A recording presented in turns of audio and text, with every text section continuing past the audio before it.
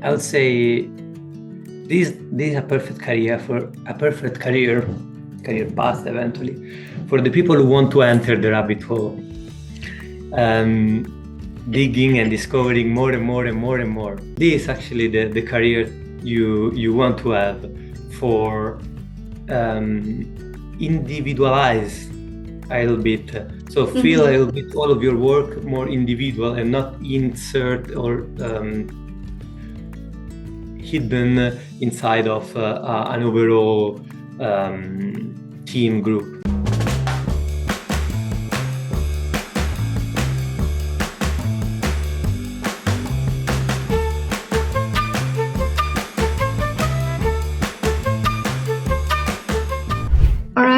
Hi everyone again. We are in another interview with one of our mentors as part of our Expert Talks series. This time I'm here with Giuseppe and he is one of our mentors for the Master Computational Design course. So Giuseppe is an Italian architect and a BIM coordinator at UNStudio. Is passionate with advanced design technologies and has worked extensively with BIM, computational design, programming, and software development for architecture since the beginning of his career. So, hello, Giuseppe. Thanks for joining me here today. Hello. Thanks. No, thank you. Actually, I'm very happy to make part of this collection of interview we can call. Hello everyone as well. Yes, thank you. So how are you? Like, what's your day been like today? Well, good, very good actually. It's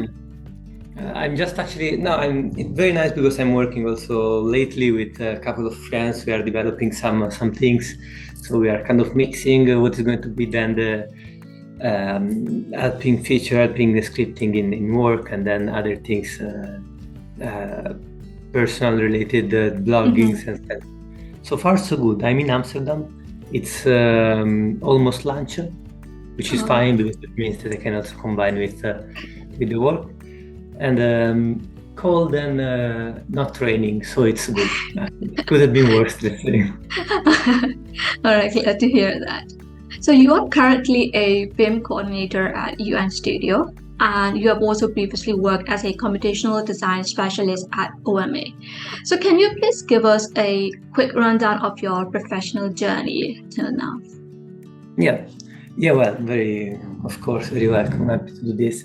Well, professional journey is actually didn't start at OMA. It was a little bit way before I was. I worked also in Italy for quite a few of time with a lot of people I'm very happy that I met back then. But definitely the moment I joined the company you were mentioning, OMA, pretty much everything started to change. And I don't know, rundown of the professional journey, I'd like to try to keep it very easy, and it's just my whole professional journey had a constant, let's say, all over the time, which is I always very luckily managed to join what is actually my interest and my passions with my profession as well, so with my job. Professional journey overall, it was learning, never stop doing that, getting better, and little by little understanding a nice place where to settle. Well, I mean, that's very true. We are all learning every day. We have to learn every day. Yeah. How did you start learning about BIM and computational design? How did I start? When did you start it? Yeah, no, I love this question because it's pretty fun also as an answer, because I started everything at university. I've been pretty lucky because back then at my university, since I studied architecture, so it was a 5-year course in Italy that then I did half in Italy, half in Brazil. But the half, let's say, have been split after the 3rd year. In the 2nd year of my university, I met with a couple of professors that were doing this module in my university, where they were introducing about BIM, not BIM in terms of building information modeling, but in terms of way of representing architecture in a sort of a smart way. Now it was quite a few years ago, and already the concept of having floor plan and elevation all together was extremely revolutionary. So that was my first approach somehow, to BIM. Since the year after the course I was mentioning, so after the second year, in my third year of university, I've been called back by the professor for joining him in some learning classes, just because he realized that I was definitely not an architect, but quite good in catching what the software requirements and things were actually needing. So my journey toward the BIM, let's say profession that now it is completely encapsulated, completely merged with my career. It started by the third year of university by teaching with my professor. Back then was Revit, which is still actually software I keep on using. Yes, it is. Revit is like the most popular BIM software, I guess we can say that.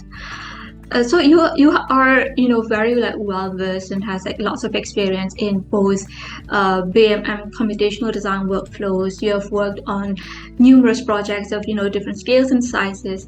So I was just wondering, how have these digital design technologies helped you with your work? A lot. Helped me a lot, and that's how much.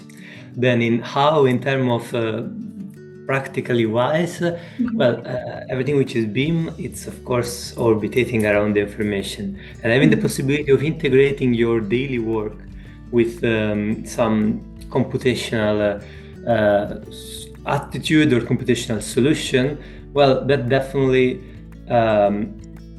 somehow makes you a little bit more special within the team, and you can start separating all the roles. The fact that I've always been definitely projected to the computational design and in general the digital and design technology, it helped me a lot because it helped me in better understanding what was the role within one project or one office I was looking on, and achieving this because of the, of course, skills.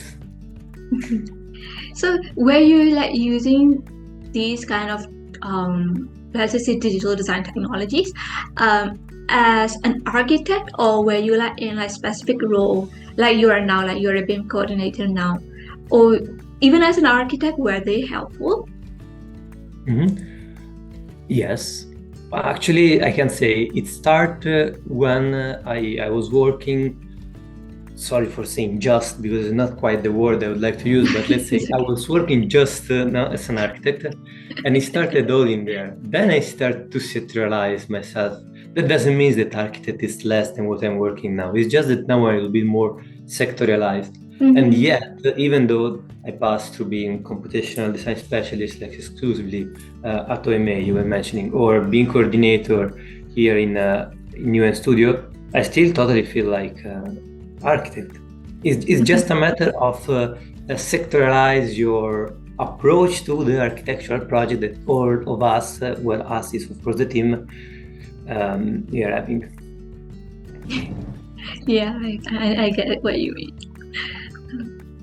Then, because you're currently a BIM coordinator, and you previously worked as a computational design specialist. So these two seem rather different in the roles and, of course, the responsibilities. So you switch from specializing in computational design to specializing in BIM. So how does BIM and computational design relate to each other? I always used everything which is concerned with computational design within BIM platforms. So it was very easy for me to relate those two, and also consider that as architect you can either work in BIM or just classic methods, eventually 3Ds and 2D in CAD, but computational design is the approach you have to the work. I have the same approach of the computational design to BIM. Someone else could have the same approach to the computational design, not to BIM, but to classic standard way of working.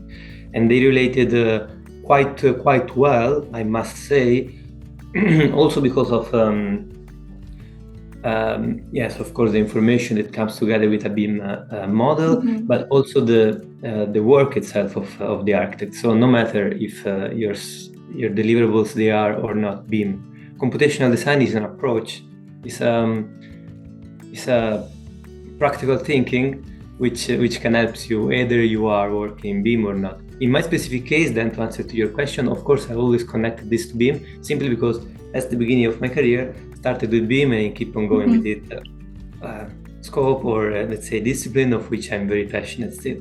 So it will keep on going this way. And it's very easy to join them, computational design and BIM.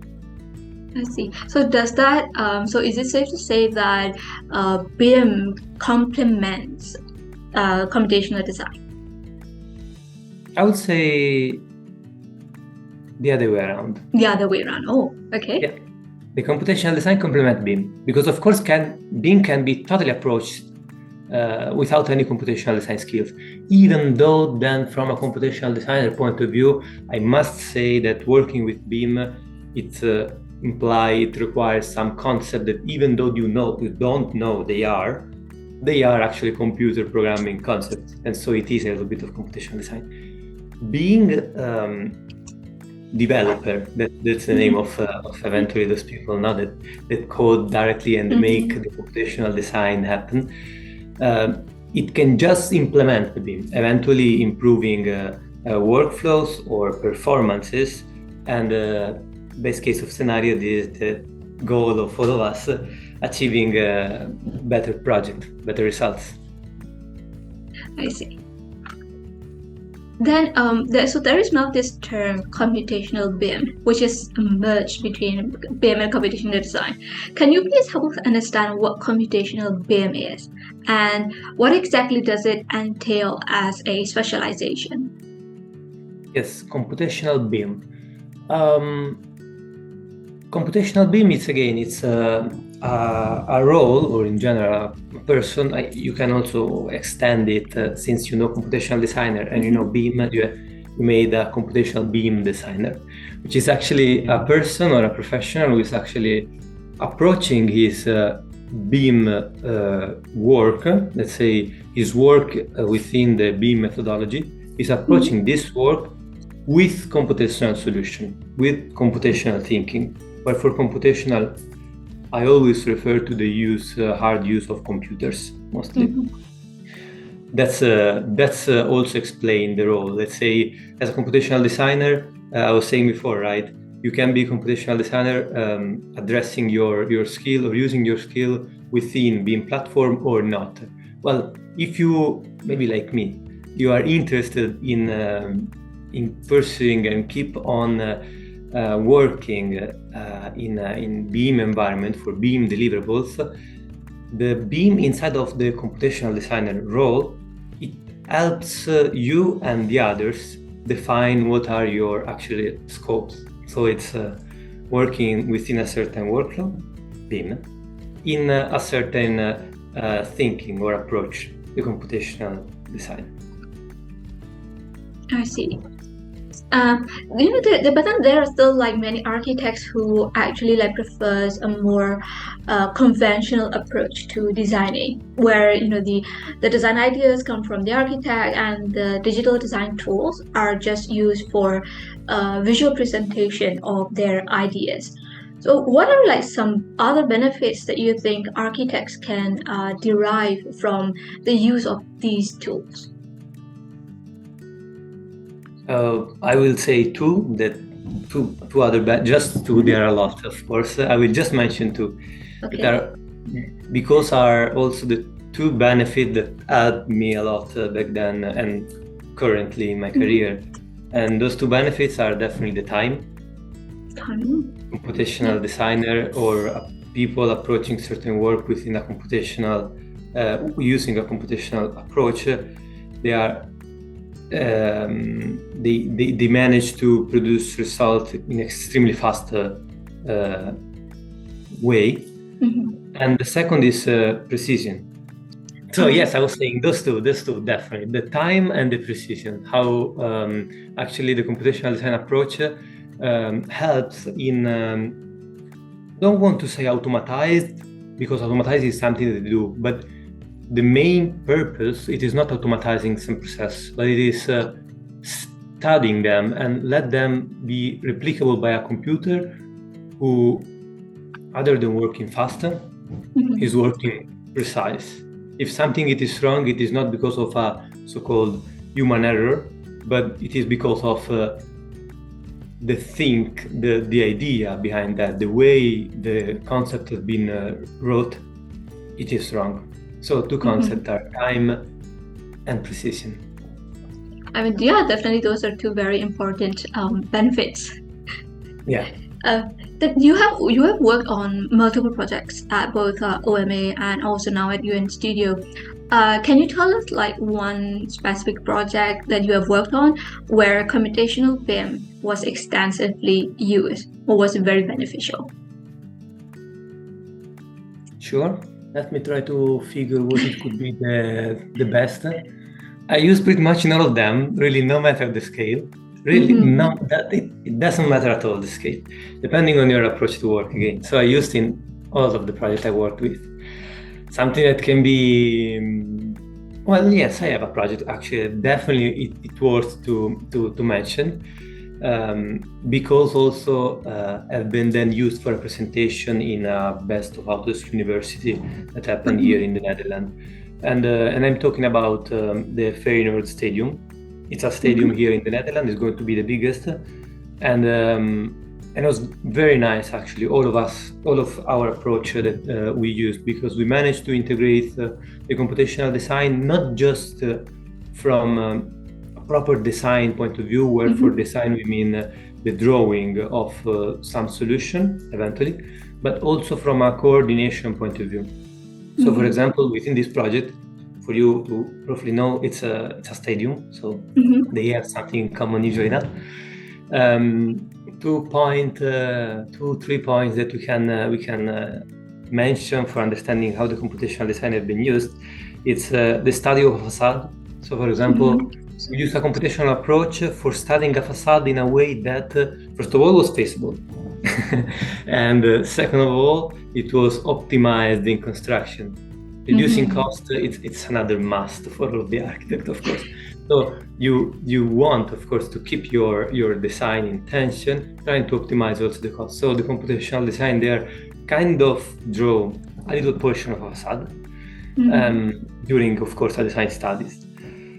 And from a coordination point of view, that was actually very, very interesting, because we worked with other we were OMA, of course, and we work with other consultant, other professional at Royal Koning, extremely good professional there as well.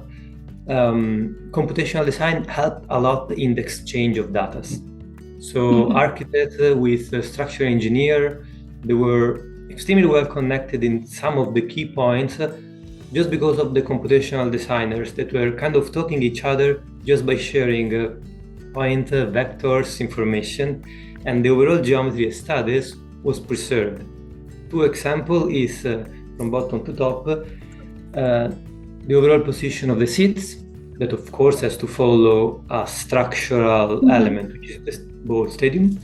That happened all in collaboration with the structural engineer, because they were giving us the shape, and whenever they were changing for any reason, the architect, us, were able to adapt our design, not manually, but just as a consequence of their design output. And another example, it is on the roof. This is very, very, very classic. You know that usually the stadium doesn't have easy roof structure solution. Yes. And try to panelize this all, and maybe want to also place some solar panel, and maybe so and so, depending on your design. Well, computational designs help in reducing the rework. You do it once, approaching the idea, and then the connection between the structural model, so the trusses, and the architectural model, so the cladding, for example, or solar panel, they are all connected in glue. Mhm. This is an example. I have plenty, of course, but this is worse because these same three cases have been exposed in the Autodesk Best of Autodesk University. A very nice experience also I had. This sounds amazing, and I'm sure I think in those projects you can definitely understand how beneficial computational design is. Computational BIM is. Yeah, for sure.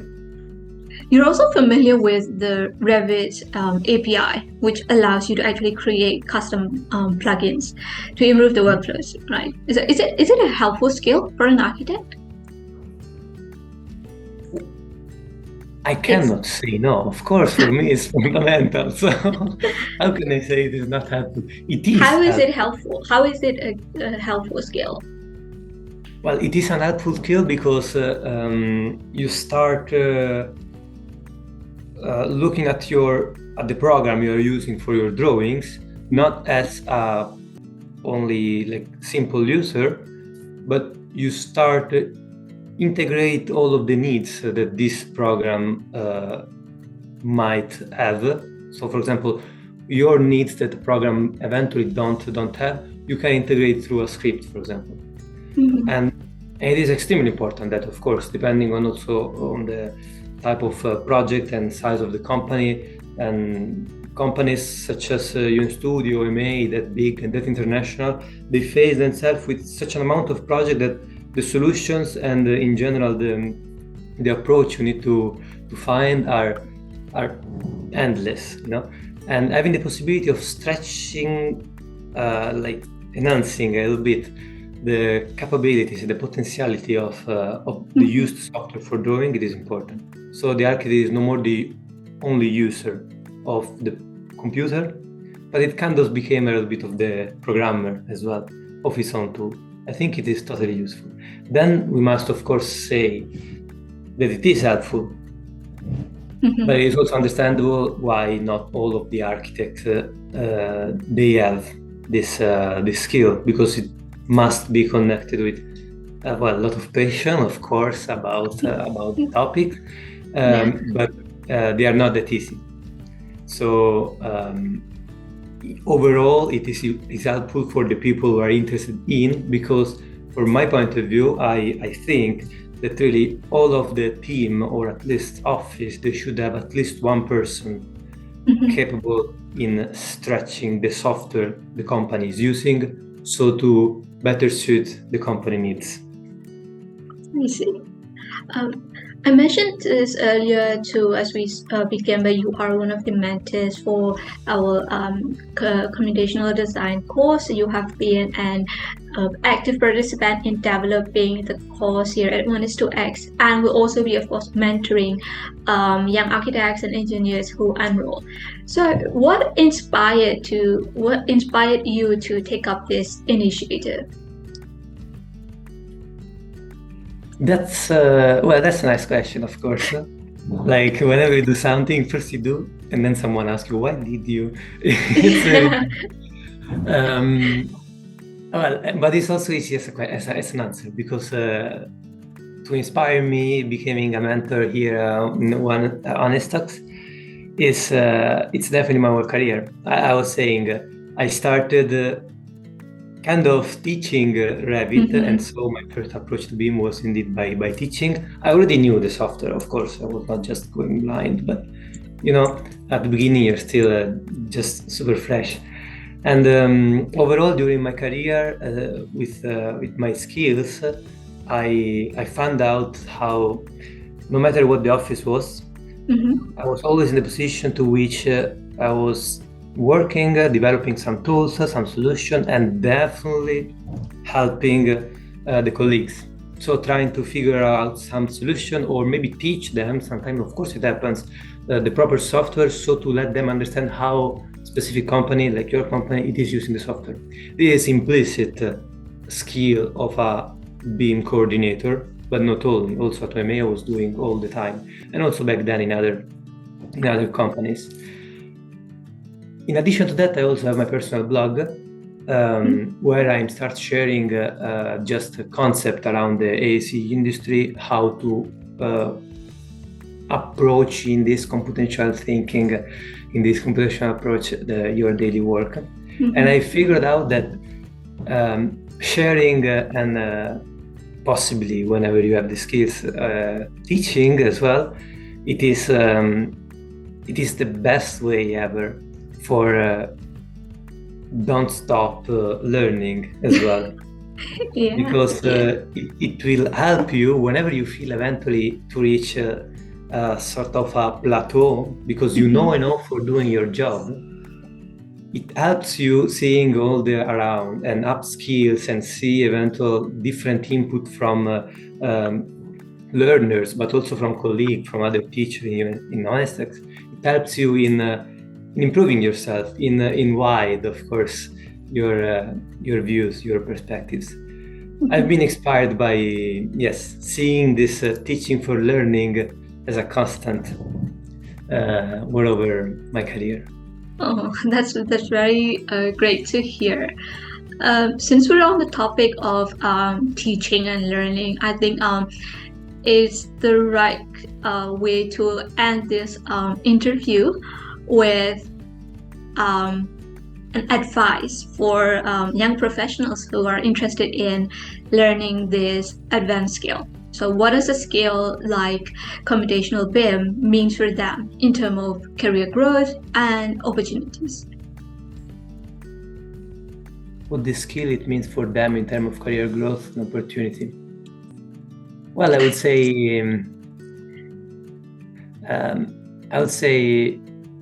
this is a perfect career path eventually for the people who want to enter the rabbit hole, digging and discovering more and more and more and more, and they will have a lot of satisfaction out of that, entering the rabbit hole.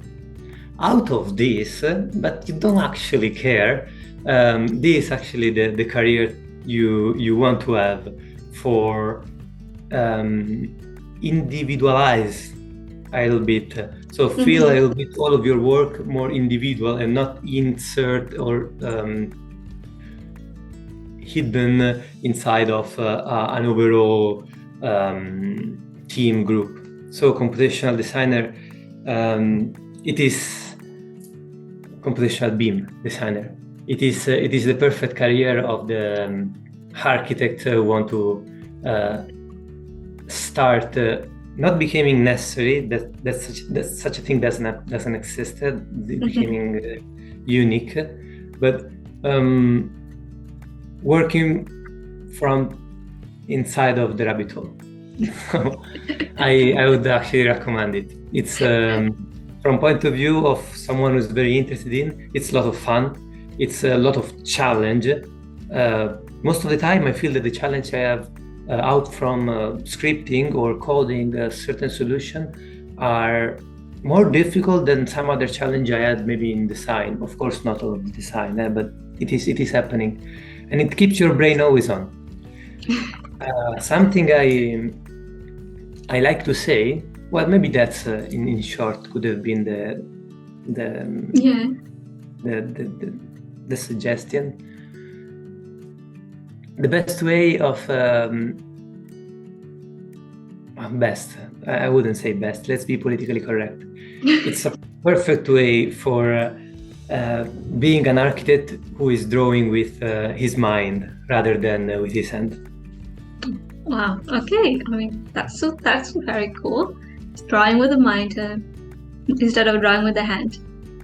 And you can do that by... You're writing your ideas in code, in computer, and then your ideas happen in the computer. You're using the computer not as it is a pencil, but as it is a computer, as it is actually a ideas maker. Does it make sense? Yes, I get what you mean. I mean, yeah, it is.